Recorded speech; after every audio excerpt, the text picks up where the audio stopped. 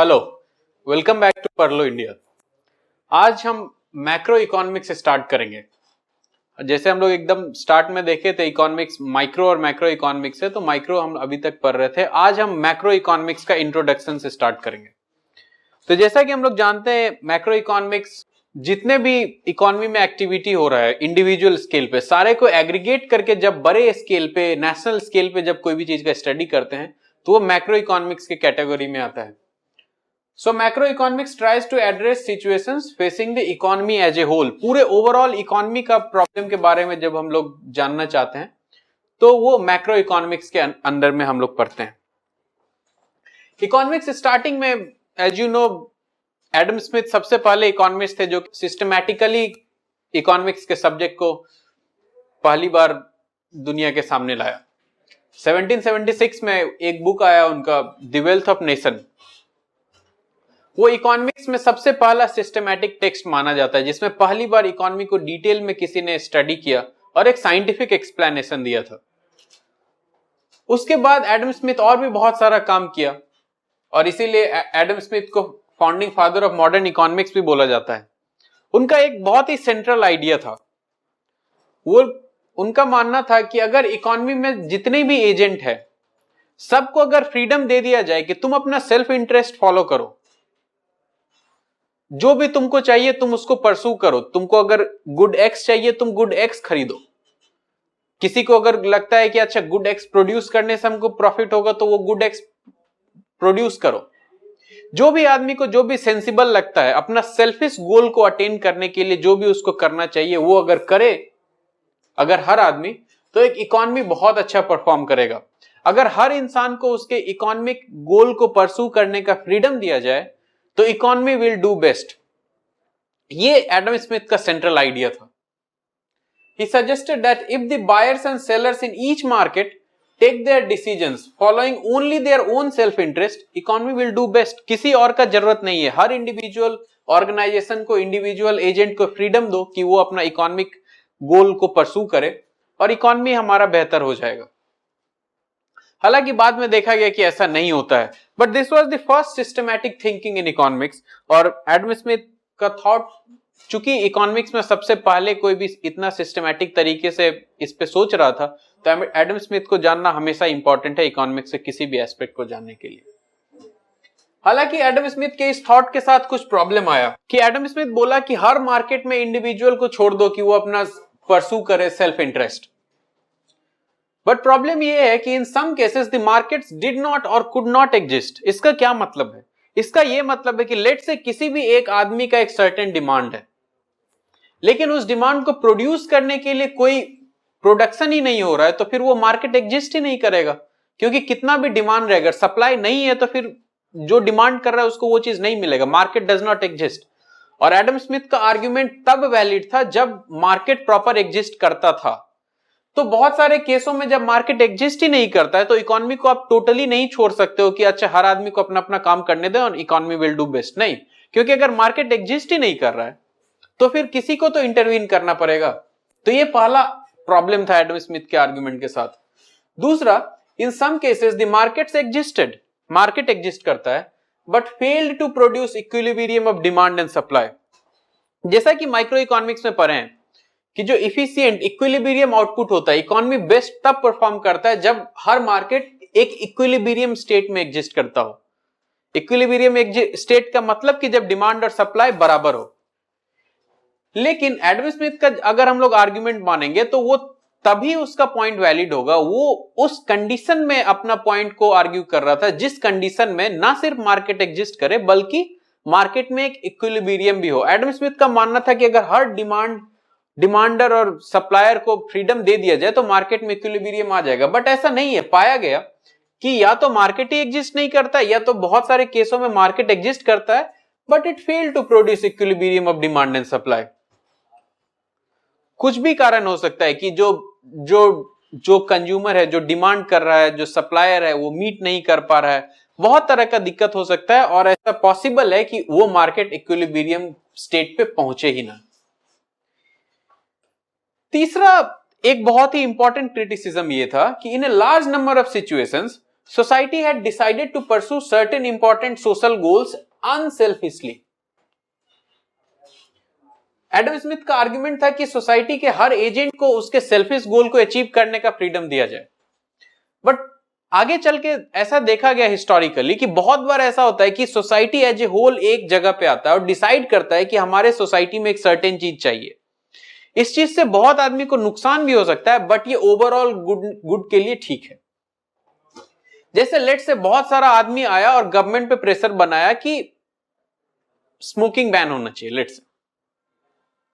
अब इसमें बहुत सारा ऐसा आदमी है जो ना तो खुद स्मोक करता है, ना तो उसके फैमिली में कोई स्मोक करता है, ना उसको स्मोकिंग से प्रॉब्लम है अपने घर में, बट फिर भी ओवरऑल वो समाज के बारे में जब सोचता है तो उसको लगता है कि एक सर्टेन वैल्यू सिस्टम, एक सर्टेन हेल्थ कॉन्शियसनेस सोसाइटी में एग्जिस्ट करना चाहिए। तो वो लेट से गवर्नमेंट पे वो प्रेशर बनाता है, वो ऐसे पॉलिटिशियंस को वोट करता है जो कि बोलता है सोसाइटी में स्मोकिंग बैन होना चाहिए। इस केस में स्मोकिंग बैन हो या ना हो उसका कोई सेल्फिश इंटरेस्ट नहीं है, बट फिर भी वो एज ए रिस्पॉन्सिबल सिटीजन वो सोसाइटी में आके और ये गोल्स अचीव करना चाहता है। तो यहां पे फिर एडम स्मिथ का आर्गुमेंट जो है वो फेल हो जाएगा, क्योंकि एडम स्मिथ बोला इकोनॉमी विल डू बेस्ट तभी जब हर agent are free to pursue their selfish goal. लेकिन जब अनसेल्फिश गोल हो तब तो ये सब बहुत सारे प्रॉब्लम थे एडम स्मिथ के आर्गुमेंट के साथ। इसीलिए मैक्रो इकोनॉमिक्स चलते रहा और आर्गुमेंट काउंटर आर्गुमेंट चलते रहा। एडम स्मिथ जब लिखा 18th सेंचुरी में, उसके बाद और 100-150 साल तक चला लोग का कुछ आर्गुमेंट काउंटर आर्गुमेंट, किसी तरह से एक इकोनॉमी कैसा होना चाहिए, एक इकोनॉमी कैसा है, इसको स्टडी करने का प्रयास चलते रहा। बट फाइनली 1936 में एक ब्रिटिश इकोनॉमिस्ट जिसका नाम था जॉन मेनार्ड कीन्स, वो एक बुक लिखा। उस बुक का नाम था the general theory of employment, interest and money, interest rate and money. और जॉन मेनार्ड कीन्स जब से आया तो वो फिर बहुत सारा आर्गुमेंट दिया और वहीं से macro economics as a discipline establish हुआ। इसके पहले बहुत सारे फ्रैक्चर्ड आइडिया थे, कोई आदमी कुछ और दूसरे डोमेन में कुछ सोच रहा था, कोई आदमी दूसरे डोमेन में कुछ सही कुछ गलत सोच रहा था। बट जॉन मेनार्ड कीन्स के आने के बाद पहली बार एक इतने बड़े स्केल पे मैक्रो इकोनॉमी का सिस्टमैटिक स्टडी हुआ, और ऐसा स्टडी हुआ जो कि आगे सोसाइटी को गाइड किया, हेल्प किया इकोनॉमिक डिसीजंस बनाने में। लेकिन ये जॉन मेनार्ड कीन्स क्या आर्ग्यू किया, इसके पहले से क्या थॉट प्रोसेस सोसाइटी में चलते आ रहा था, और कीन्स किस तरह से उस पहले के आर्गुमेंट को क्रिटिसाइज किया या उसमें कुछ एडिशन किया, ये सब चीज हम लोग देखेंगे। तो macro economics as a separate branch of economics emerged after British economist John Maynard Keynes published his celebrated book the general theory of employment, interest and money 1936। इसके पहले का जो डोमिनेंट थिंकिंग था, the dominant thinking in economics before Keynes was that all the laborers who are ready to work will find employment। इसके पहले Keynes के पहले लोग ऐसा मानते थे कि बस हर इंडिविजुअल को उसका इकोनॉमिक गोल को अचीव करने का फ्रीडम दे दो तो उसको वो जो भी चाहिए वो मिल जाएगा। तो all the labourers who are ready to work will find employment, ऐसा कीन्स के पहले का इकोनॉमिस्ट मानते थे। And all the factories will be working at their full capacity, और जितना भी फैक्ट्री है वो अपने फुल कैपेसिटी पे वर्क करेगा, मतलब जितना फैक्ट्री प्रोड्यूस कर सकता है वो प्रोड्यूस करेगा। तो लेबर साइड में जितना भी लेबरर चाहिए उसको जितना एम्प्लॉयमेंट चाहिए एम्प्लॉयमेंट मिल जाएगा, और एक फैक्ट्री को जितना ज्यादा लेबर चाहिए प्रोडक्शन करने के लिए उसको उतना ज्यादा लेबर मिल जाएगा। ऐसा थिंकिंग था। This school of thought is known as the classical tradition. Classical economics बोलते हैं, क्लासिकल ट्रेडिशन, जिसमें यही बोला जा रहा था कि हर किसी को एक फ्रीडम दे दो अपना गोल परस्यू करने का, और जिसको जो चाहिए बस वो अगर मेहनत करेगा तो वो एक समय के बाद वो अपना गोल अचीव कर लेगा। बट कीन्स आने के बाद इस थिंकिंग को टोटली रिजेक्ट किया, और उसका कारण ये था कि 1929 में पूरे दुनिया में और खास करके अमेरिका में बहुत बड़ा डिप्रेशन आया, जिसको द ग्रेट डिप्रेशन ऑफ 1929 बोलते हैं। और उसमें पाया गया कि अमेरिका में एम्प्लॉयमेंट बहुत ही ज्यादा घट गया, बेरोजगारी बहुत ज्यादा बढ़ गया, बहुत सारे लोगों का नौकरी खत्म हो गया। अमेरिका का जीडीपी बहुत ही बड़े स्केल पे फॉल किया, अमेरिकन जीडीपी बहुत ही श्रिंक हो गया, इकोनॉमिक ग्रोथ बहुत ही घट गया। ये सारा कुछ जब हुआ उसके बाद बहुत दिन तक इकोनॉमी अपने उस स्टेट में वापस नहीं आ पाया। बहुत सारे लोग थे जिनको जॉब चाहिए था लेकिन उनको जॉब मिल नहीं रहा था, इकोनॉमी रिकवर कर नहीं रहा था जितना अच्छा से करना चाहिए। तो अगर हम लोग क्लासिकल ट्रेडिशन का आर्ग्यूमेंट को मानते हैं तो वो क्या बोलता है कि अगर कोई भी आदमी अगर जॉब खोजना चाहे और उसके लिए मेहनत करे तो उसको जॉब मिल जाएगा। बट यहाँ पे 1929 के ग्रेट डिप्रेशन के बाद देखा गया कि बहुत सारा आदमी बेरोजगार है जो नौकरी करना चाह रहे हैं बट उनके लिए जॉब है ही नहीं। तो ये सारा चीज जो सीरियस इकोनॉमिस्ट थे उनके दिमाग में जब आया तो उनको पता चलने लगा कि जो क्लासिकल ट्रेडिशन है, classical school of thought, classical economics में बहुत ही मेजर फ्लॉ है। और जॉन मेनार्ड कीन्स उसमें से एक आदमी था जो क्लासिकल ट्रेडिशन के फ्लॉ को देखा और अल्टीमेटली ग्रेट डिप्रेशन के एक्सपीरियंस को लेते हुए जॉन मेनार्ड कीन्स अपना काम शुरू किया। These events made economists think about the functioning of the economy in a new way. Economy को एक नए तरीके से समझने का प्रयास किया इकोनॉमिस्ट उसके बाद, क्योंकि अभी तक जो क्लासिकल ट्रेडिशन एक्सप्लेन कर रहा था इकोनॉमी को वो फ्लॉप कर गया था। ग्रेट डिप्रेशन के बाद का माहौल को वो एक्सप्लेन ही नहीं कर पा रहा था, क्यों ऐसा हो गया। Unlike his predecessors, his approach was to examine the working of economy in its entirety and examine the interdependence of different sectors. ये कीन्स का बात हो रहा है कि उसके पहले अनलाइक हिज प्रीडिसेसर्स, उसके पहले जो आदमी आ रहे थे उनके तरह नहीं बल्कि अलग तरीके से इनका एक अलग अप्रोच था। कीन्स का एक अलग अप्रोच रहा इकोनॉमी को देखने का, जहां पे he was examining the working of economy in its entirety. मतलब जब हम लोग एक इकोनॉमी का बात कर रहे हैं तो इकोनॉमी के सारे एस्पेक्ट को हम लोग स्टडी करेंगे, सिर्फ एम्प्लॉयमेंट को नहीं स्टडी करेंगे। अगर हमको रोजगार के बारे में समझना है तो हमको उस कंट्री के जीडीपी, उस कंट्री में का महंगाई दर, उस कंट्री का इंटरेस्ट रेट, अलग अलग चीज को हमको समझना पड़ेगा। तो कोई भी एक अगर इकोनॉमिक वेरिएबल को समझना है तो उस कंट्री के सारे इकोनॉमी के एस्पेक्ट को समझना पड़ेगा, ऐसा कीन्स बोला।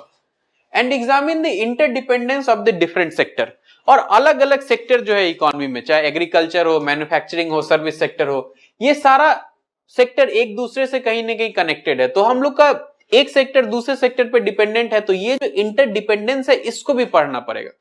ये कीन्स का आइडिया था।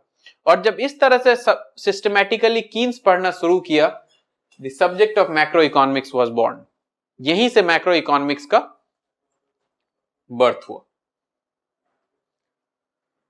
ये थोड़ा सा हिस्ट्री था इकोनॉमिक्स को लेकर। तो बेसिकली जो क्लासिकल ट्रेडिशन है वो बहुत इंपॉर्टेंट है। हम लोग देखें कि how classical tradition failed in explaining 1929 का ग्रेट डिप्रेशन। तो as a response John Maynard Keynes, simply Keynes के नाम से उसको बोला जाता है, वो आया और अपना कुछ आर्गुमेंट दिया। तो इसीलिए आगे जाके कीन्सियन थियरीज बना जो कीन्स इकोनॉमी को एक अलग तरीके से एक्सप्लेन किया। ये एक छोटा हिस्ट्री था। कीन्स के बाद मैक्रो इकोनॉमिक्स का एस्टेब्लिशमेंट हुआ। एक जो बेसिक कंसेप्ट समझना है जो आगे के चैप्टर में काम आएगा कि कोई भी इकोनॉमी में फैक्टर ऑफ प्रोडक्शन क्या होता है। फैक्टर ऑफ प्रोडक्शन का क्या मतलब हुआ। किसी भी इकोनॉमी में जब कोई भी चीज हम लोग प्रोड्यूस करते हैं तो प्रोड्यूस करने के लिए कुछ सर्टेन चीजें चाहिए। लेबर चाहिए जो काम कर सके, लैंड चाहिए, कैपिटल चाहिए, मशीन चाहिए जिसका इस्तेमाल करके कोई भी चीज प्रोड्यूस कर सके, और इंटरप्राइज चाहिए। इंटरप्राइज मतलब ऐसे आदमी जो कि इन सारे चीज को ले आके और एक बिजनेस स्टार्ट करे, तभी तो कोई प्रोडक्शन हो पाएगा। तो यही चारों हमारा फैक्टर ऑफ प्रोडक्शन होता है। इंटरप्रेन्योर जो कि बिजनेसमैन जो कि आके कोई भी चीज फैक्ट्री लगाते हैं या कोई भी इकोनॉमिक एक्टिविटी स्टार्ट कराते हैं। कैपिटल चाहिए उनको, मशीन्स वगैरह जो जिससे वो कोई भी चीज प्रोड्यूस करेंगे। नेचुरल रिसोर्सेस, खास करके लैंड इन जनरल, लेकिन कोई भी नेचुरल रिसोर्सेस चाहिए आमतौर पे जहां पे तुम अपना फैक्ट्री लगाओगे। अगर तुम एग्रीकल्चर कर रहे हो तो फिर लैंड चाहिए जहां पे तुम अपना अन्न उपजाओगे, और लेबर चाहिए। तो ये चारों फैक्टर ऑफ प्रोडक्शन है, लैंड, लेबर, कैपिटल, इंटरप्राइज। और इसी का फैक्टर ऑफ प्रोडक्शन का इस्तेमाल करके कोई भी इकोनॉमी में प्रोडक्शन होता है। So this was the small introduction, और ये हमारा पहला छोटा सा इंट्रोडक्शन था मैक्रो इकोनॉमिक्स का। अगली क्लासेस से हम लोग मैक्रो इकोनॉमिक्स को और डेप्थ में जानेंगे। Thank you.